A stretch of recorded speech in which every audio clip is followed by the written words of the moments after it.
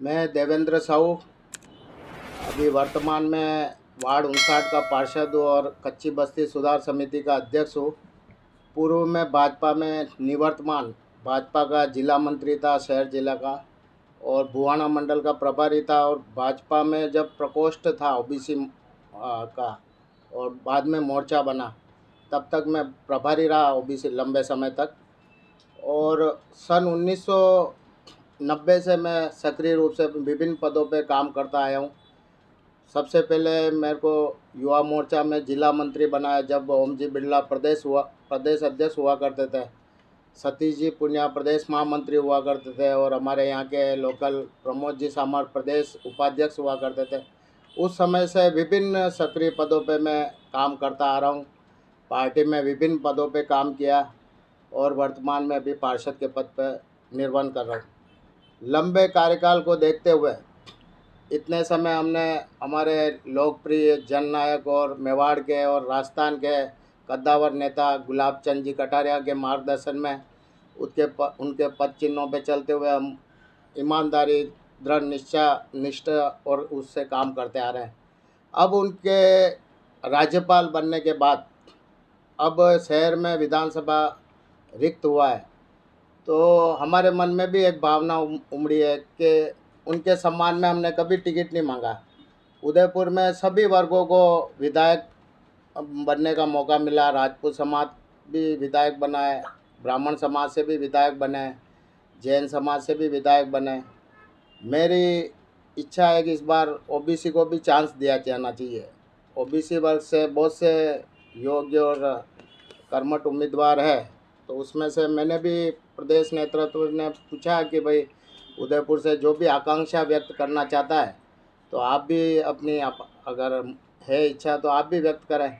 तो मैंने भी अपना बायोडाटा हमारे बंसीलाल जी खटीक है, हमारे शहर ज़िले के प्रभारी, उनको बायोडाटा दिया, जिलाध्यक्ष जी को भी अवगत कराया।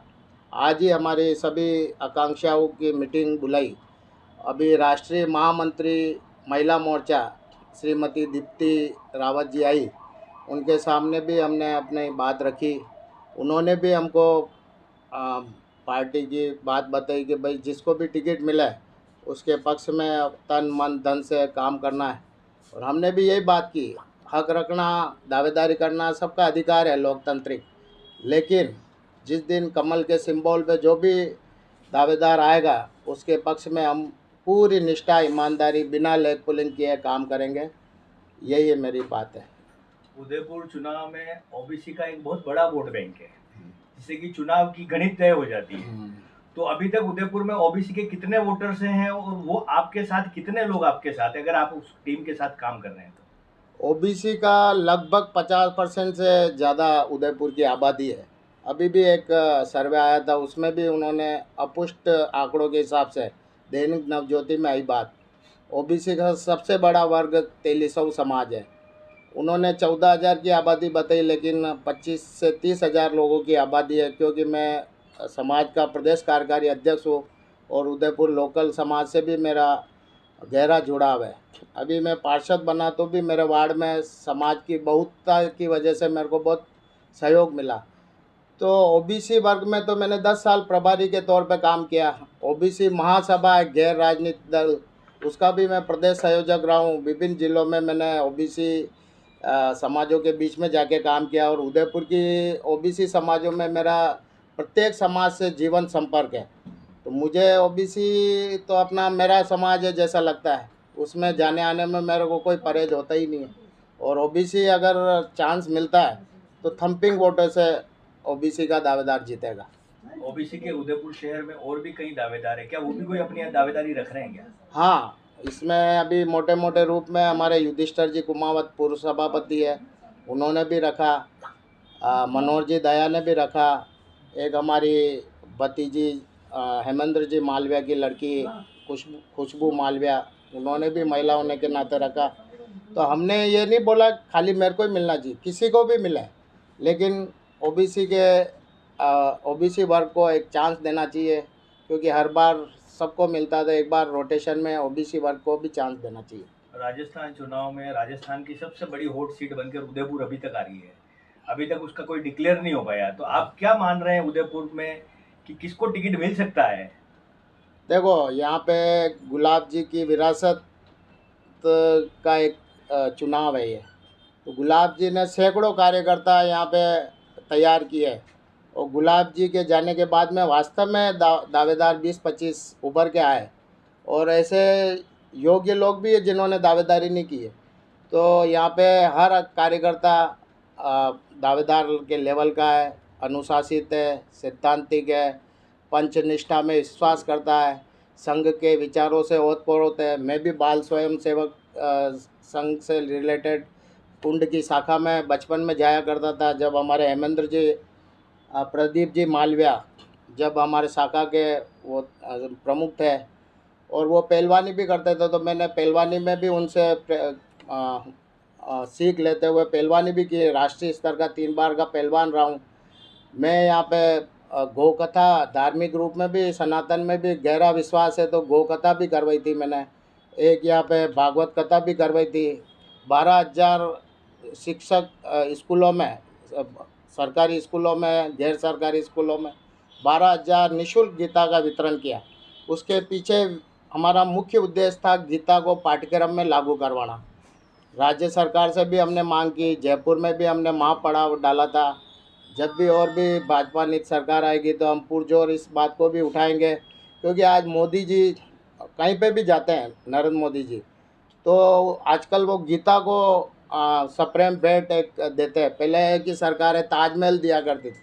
हमारी भारतीय संस्कृति का मूल गीता सार है, तो गीता को बढ़ावा मिलना चाहिए। एक पार्ट जीवन दर्शन का एक मूल मैनुअल है।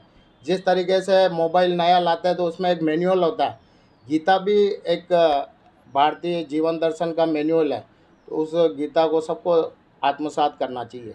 देश के प्रधानमंत्री भी ओबीसी वर्ग से आते हैं, यहाँ तक कि आपके समाज वर्ग से भी आते हैं, तो आपकी समाज के लिए स्पेशल कुछ ऐसा काम किया है क्या मोदी जी ने? भारत मोदी जी समाज से और सनातन से और वसुधैव कुटुंबकम की भावना से चलने वाले हैं। वो बहुत उभरे हुए हैं।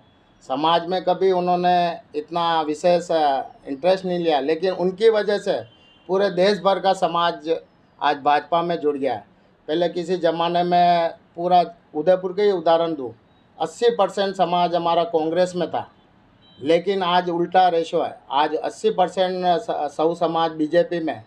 उसका भी एक कारण था कि आज से 22-23 साल पहले एक उदयपुर में कर्फ्यू केस लग गया था, और गिरजा व्यास जी की तुष्टिकरण की नीति से सौ समाज वर्सेस मुस्लिम भाइयों में कुछ असमंजस की भावना हो गई और कर्फ्यू लग गया था। उस समय भी गिरजा व्यास ने तुष्टिकरण की नीति के तहत सौ समाज के 73 युवाओं को कर्फ्यू केस में फंसाया। 3-3 मुकदमे लगे।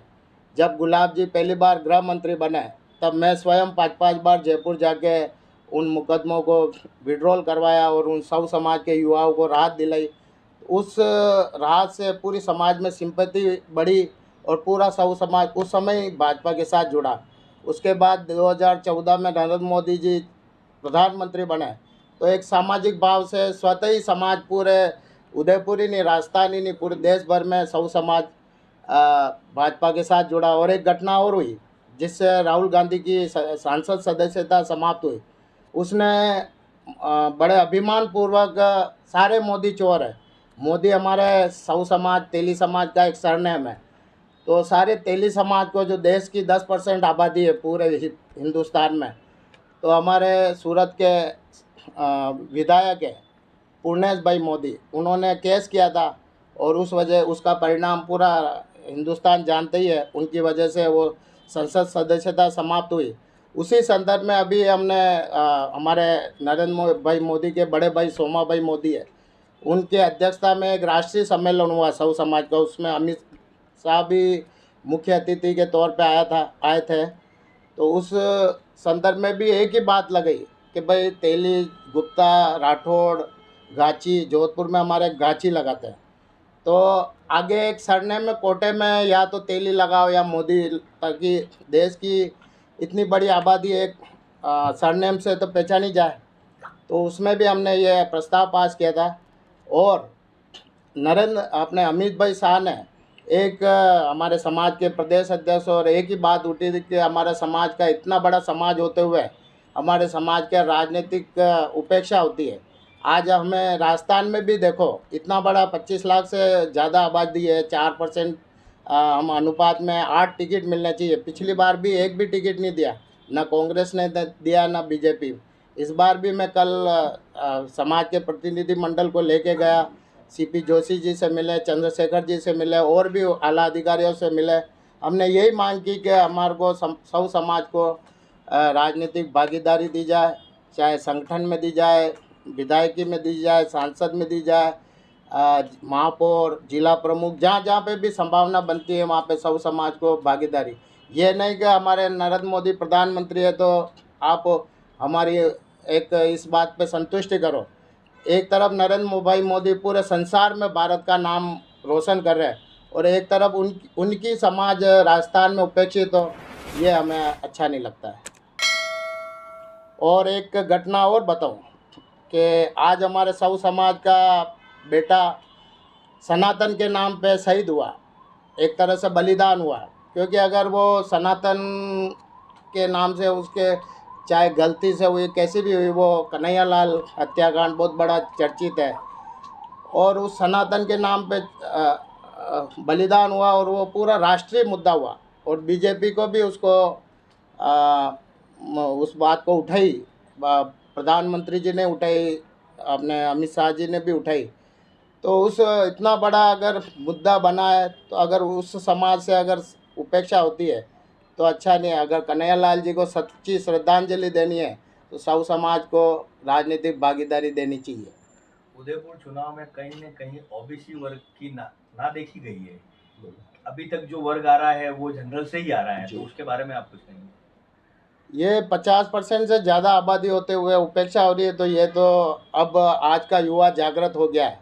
आज का मेरे जैसा युवा भी, मैं 35 साल से रेगुलर काम कर रहा हूँ, कभी हमने भागीदारी नहीं मांगी, कभी विधायक की नहीं मांगी। अभी महापौर का भी मैं दावेदार था, लेकिन उन्होंने कहा कि एक सीनियर संघ से आए हुए, तो हमने उनका सम्मान करते हुए सहज स्वीकार किया। अब वहाँ पे भी अगर हमको नहीं बनाया, अब आने वाले समय भी खाली आप सिर्फ हमें ऐसे ही संतुष्ट करोगे तो थोड़ी अब मन की भावना तो जागृत होगी और ओबीसी को सम्मान मिलना चाहिए, उनकी आबादी के अनुसार सम्मान मिलना चाहिए, यही मेरी मांग है।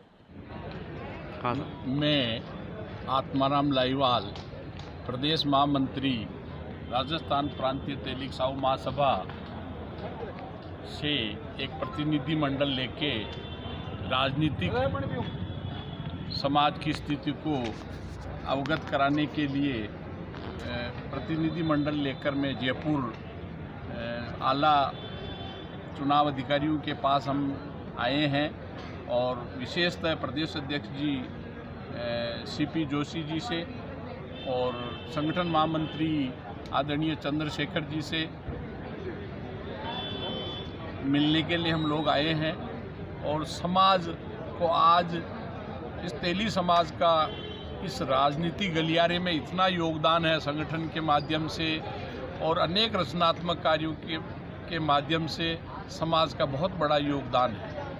क्योंकि हम भाई नरेंद्र जी मोदी के वंशज हैं और उन्हीं की पद चिन्हों पे चलने वाला यह समाज है। इसके बावजूद भी हमारा राजनीतिक दृष्टि से हमें जो है जगह नहीं मिल पा रही है। अतः हम इनसे अनुरोध करने आए हैं कि आप हमें, चूँकि हमारी जनसंख्या की दृष्टि से राजस्थान में हम 25 लाख से अबव हम हैं, जिसकी जितनी हिस्सेदारी उतनी भागीदारी ये अमित शाह जी ने हमारे, जब हम उनको अहमदाबाद में हमारी मीटिंग में बुलाया था तब उन्होंने हमें ये आश्वासन दिया था, उस अनुरूप हम 4% हमारा जो है आज समाज है राजस्थान में, उस हिसाब से 200 में से हमें 8 सीटें मिलनी चाहिए। उसके बावजूद पुरानी विधानसभा में हमारा एक भी एमएलए नहीं था और न हमें टिकट मिला। अतः हम पुरजोर ये मांग कर रहे हैं कि आप हमें टिकट दिया जाए। अगर हमारा युवा पीढ़ी और समाज आज संगठित हो चुका है और युवा पीढ़ी की ये मांग है और